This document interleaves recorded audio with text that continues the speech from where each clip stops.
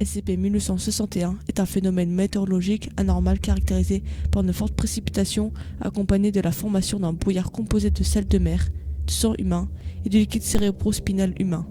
Les manifestations de SCP-1861 sont imprévisibles, apparaissant de manière spontanée et sans lien avec le climat naturel ou les tendances climatiques de la zone affectée.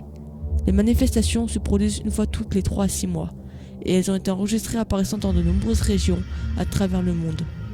Des sources historiques confirment que SCP-1861 existe depuis au moins l'année 1916. La taille de la zone couverte par SCP-1861 varie d'une instance à l'autre. La plus grande enregistrée mesurait approximativement 5000 km².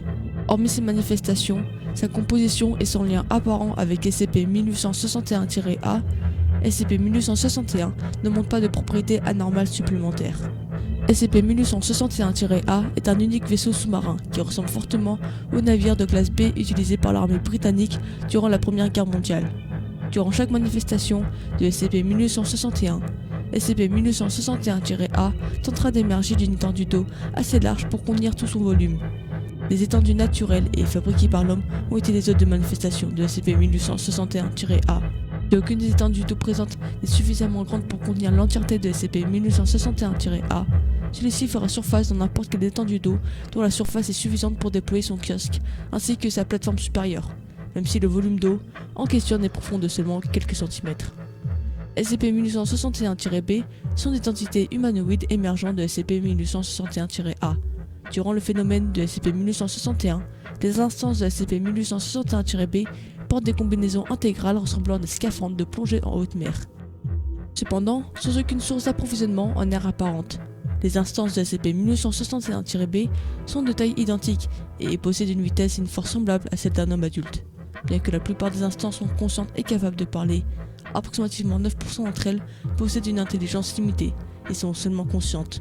Les instances incapables de communiquer verbalement ont été enregistrées produisant des vocalisations similaires à celles de cris de félins domestiques, de canidés ou de nourrissons humains. Les scaphandres portés par les instances de SCP-1861-B sont anormalement résistants et ne peuvent être enlevés excepté par les instances les portant. Si une instance de SCP-1861-B rencontre un sujet humain, l'instance essaiera de persuader le sujet d'entrer à l'intérieur de SCP-1861-A, assurant qu'il agit dans l'intérêt du sujet. Les sujets refusant cette proposition seront ou ne seront pas emmenés de force jusqu'à SCP-1861-A, en fonction du tempérament de l'instance de SCP-1861-B.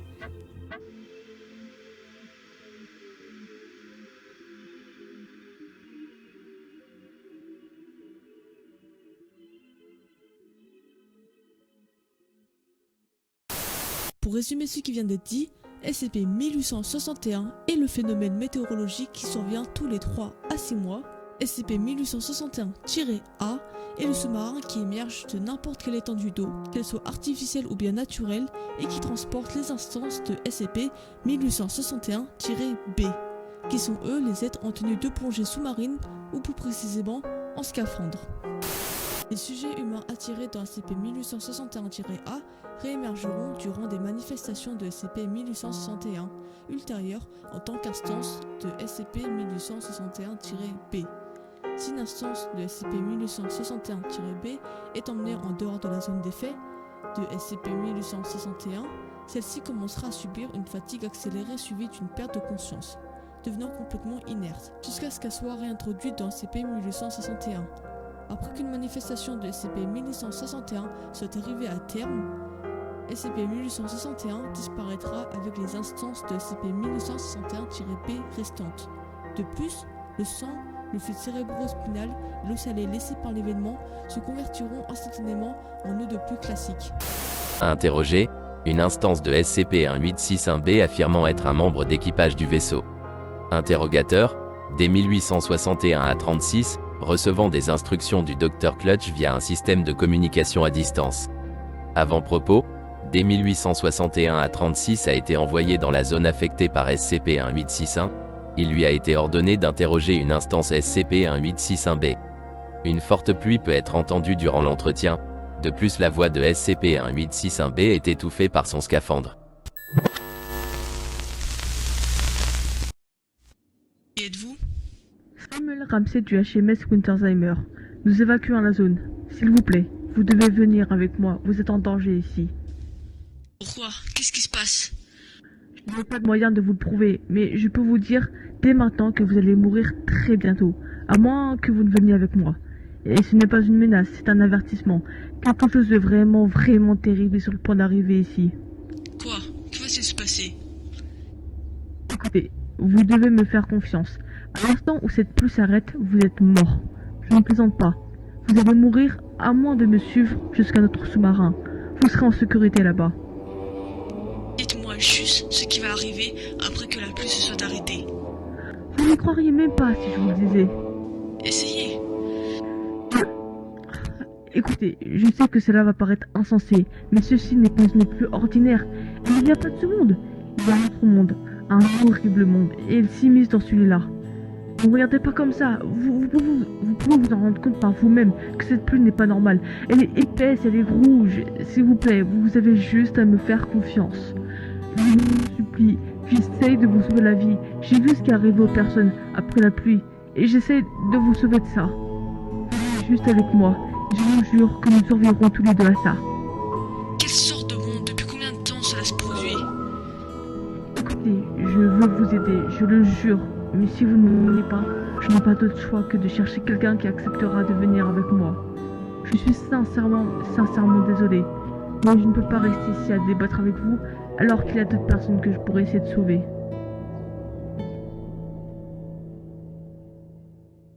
Interrogé, une instance de SCP-1861-B affirmant être dès 1861 à 46. Interrogateur, dès 1861 à 45, recevant des instructions du Dr Clutch via un système de communication à distance. Avant-propos, dès 1861 à 45 et dès 1861 à 46, deux hommes adultes âgés d'une trentaine d'années, avaient été envoyés dans une précédente manifestation de SCP-1861. À ce moment-là, dès 1861 à 45 étaient chargés d'éviter tout contact avec les instances SCP-1861-B, tandis que dès 1861-46 avait pour mission de pénétrer dans SCP-1861-A. Une forte pluie peut être entendue durant l'entretien. De plus, la voix de SCP-1861-B est étouffée par son scaphandre.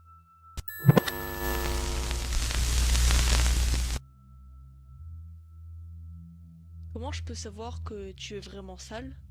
Je peux te dire que le mot de passe est Boyardi. Ça te va comme preuve? Du moins, ça prouve que tu as sa mémoire. Alors, que s'est-il passé à l'intérieur du sous-marin? L'intérieur du sous-marin n'est qu'un long et étroit couloir. Ce truc était plein de ces gars en scaphandre, accompagnés de personnes des villes à l'alentour. On était serrés comme des sardines là-dedans, on pouvait à peine bouger. On était continuellement poussés de plus en plus loin aussi longtemps que les gens rentraient. Plus je descendais, plus j'étais sûr de rentrer dans un mur à arriver au bout. Mais c'était comme si le couloir n'arrêtait pas de s'étendre à l'infini. Au bout d'une heure, après que je sois rentré, les gens ont arrêté de rentrer, et l'écoutille a été fermée. Ensuite, sans prévenir, le sous-marin a commencé à se remplir d'eau. Attends, ils ont essayé de vous noyer? Je sais pas, mec. Le niveau de l'eau montait encore et encore. Les gens criaient et paniquaient, se bousculant les uns et les autres. Les gars en scaphandre essayaient de garder tout le monde calme, expliquant que cela faisait partie des procédures de sécurité. Ils nous ont donné des scaphandres et ils nous ont ordonné de les mettre. C'est ce qu'on a fait. Je veux dire, qu'est-ce qu'on pouvait faire d'autre? Ceux qui avaient emmené leurs enfants et leurs animaux de compagnie les mettaient dans les scaphandres pour éviter qu'ils se noient. Ça fait du sens. Je suppose que vous êtes resté coincé là-dessous pendant 6 mois, jusqu'à ce que la prochaine pluie de sang ne se produise. En fait, nous n'avons pas eu à attendre longtemps. C'est là que les choses ont commencé à devenir vraiment bizarres. Une fois que tout le monde avait mis son scaphandre, ils ont ouvert le sas et ils ont laissé les gens sortir du sous-marin. Quoi? Ouais, ils nous ont dit de ne pas enlever les scaphandres pour l'instant. Ils nous ont expliqué qu'une fois sortis du sous-marin, nous ne serions pas capables de respirer sans nos combinaisons, et que tous ceux restés derrière nous sur la terre ferme seraient morts. Quand j'ai mis le pied à la surface, tout avait l'air presque comme avant. Une heure plus tôt. Je voyais le lac, les arbres, les hangars, à bateau. Tout était là où il avait été, mais Quoi? Qu'est-ce qui avait changé? c'est difficile à expliquer. J'aimerais dire que c'était comme si tout était sous l'eau. Mais c'était plus que ça. C'était comme si tout ce qui était autour de moi faisait partie de l'eau elle-même. Quand tu regardais vers le haut, Tu ne voyais pas la surface, ça montait à l'infini, et les arbres, les hangars, ils n'étaient pas solides, ils étaient juste une différente sorte de liquide. Même quand tu te tenais sur le sol, c'est comme si tu nageais dedans, car le sol aussi était liquide, à part que tu n'avais pas à nager dedans. En fait, et même si tout était liquide, tu pouvais continuer à deviner qu'un lac était ici, comme si le lac était une forme plus pure de liquidité. Désolé, est-ce que ça fait du sens ce que je dis? Pas beaucoup. Non. Et le docteur Clutch veut savoir combien de temps vous êtes resté là, comme ça. 6 mois entiers, on vivait comme ça nuit et jour. Et est-ce que quelqu'un a essayé d'enlever son scaphandre? Bien sûr, surtout au début, comme tout le monde était paniqué et effrayé. Mais aussitôt que quelqu'un a enlevé son casque, son corps se... Je pense que se dissoudre est le meilleur mot pour ça. Il n'était plus solide. Ils se sont transformés en une sorte de brumée et ont fusionné avec l'eau alentour. Ils ont perdu leur forme, mais tu pouvais quand même dire qu'ils étaient là, informes et flottants. Comment mangez-vous? On ne mange pas, on ne dort pas non plus. On se contente de respirer, on passe notre temps à explorer et à se parler les uns et les autres. Vous avez vu des animaux ou d'autres personnes? En quelque sorte, nous pouvions voir leur corps, ils flottaient à 3 ou 4 pieds du sol, et leur fourrure ou leurs cheveux bougeaient comme s'ils étaient dans l'eau. Mais les corps restaient toujours à la même position. Ils ne dérivaient pas, c'est vraiment bizarre là-bas, mec. Et toutes les choses mortes, les humains et les animaux, ils n'avaient plus leurs yeux, du sang n'arrêtait pas de couler des orbites, se dissiper dans l'eau alentour, et leurs dents, je ne peux pas dire que leurs dents n'étaient plus là, parce que ça suffirait pas. C'est comme si quelqu'un avait arraché le visage là où devrait se trouver la bouche. Les dents, les lèvres, les gencives, tout parti. Et aucune explication de qui que ce soit? Qu'est-ce que les gars qui vous ont emmené dans le sous-marin avaient à dire sur tout ça? La plupart racontaient la même histoire que nous. La pluie de sang est venue et ensuite un scaphandrier leur a dit de rentrer dans le sous-marin et bam, monde du sous-marin. Il y avait ce type quand même, il disait qu'il était le capitaine original du sous-marin, Hercel Guthrie du HMS Wintersheimer. C'est comme ça qu'il se présentait. Dans tous les cas, ce gars était un fou, rarement cohérent dans ses propos. Si tu lui poses des questions sur le monde du sous-marin, il l'appellerait le Nouveau Monde. Qu'est-ce qu'il a dit à propos des corps sans dents et sans yeux? Il dit juste que les veilleurs d'yeux et les mordeurs de dents les ont jugés dignes et ce genre de phrases étranges. Comment êtes-vous remonté dans le monde réel? C'était plutôt soudain. En fait, un jour, un groupe de gars a commencé à crier à tout le monde de revenir jusqu'au sous-marin. Ils disaient qu'une autre zone se faisait attaquer et que nous devions secourir autant de personnes que possible. D'accord. Dimension d'eau chelou, corps mutilé flottant, sous-marin infini. Vous avez bien reçu tout ça, Dr. Clutch? Bien. Pourquoi t'as pas encore enlevé ton scaphandre, sale? Euh, Sale? J'ai peur, mec. Je sais plus ce qui est réel. Bordel, je suis même pas sûr d'être vraiment en vie. Tu as ces scaphandres qui déambulent, qui se déplacent comme des personnes, mais qui aboient comme des chiens et qui parlent comme des gosses. Nous ne sommes plus ce que nous étions avant d'enfiler ces combinaisons. Je suis désolé, mec.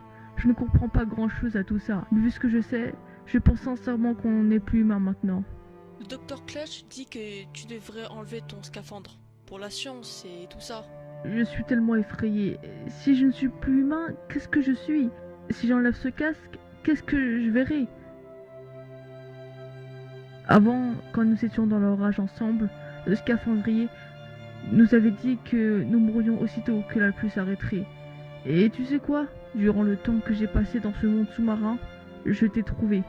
Sans tes dents et les yeux manquants, j'ai vu ton corps sans vie et je pensais que peut-être ces gars avaient raison. Peut-être que tout le monde était vraiment mort. Et pourtant tu es là devant moi. Je ne comprends pas, je ne sais plus ce qui est réel, mec. Eh bien, que vas-tu faire d'autre? Revenir au sous-marin et vivre toute ta vie dans le monde océan? Qui sait? Ce n'est peut-être pas trop tard pour redevenir normal. Si j'étais toi, je penserais que la mort serait meilleure que l'enfer dans lequel tu es coincé. Enlève juste ce putain de scaphandre. D'accord, j'y vais.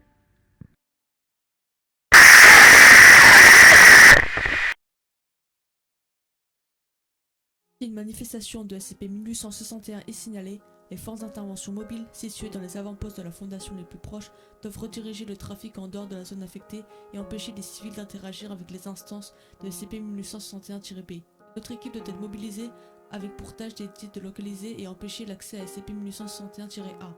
Comme les instances de SCP-1861-B ne peuvent être détruites par la force brute, si cela est possible, des moyens diplomatiques doivent être mis en place pour empêcher l'enlèvement des civils. Les agents de désinformation de la Fondation positionnés dans les médias locaux ainsi que dans les stations de surveillance météo doivent attribuer SCP-1861 à des irrégularités dans la pression de l'air et une grande quantité de particules dans l'eau de pluie. Les civils étant rentrés dans SCP-1861 doivent être déclarés légalement morts. Les causes de la mort sont attribuées à des accidents dus au temps. Merci à tous d'avoir regardé, n'hésitez pas à me rejoindre sur les réseaux pour me soutenir et je vous dis à bientôt pour une prochaine vidéo.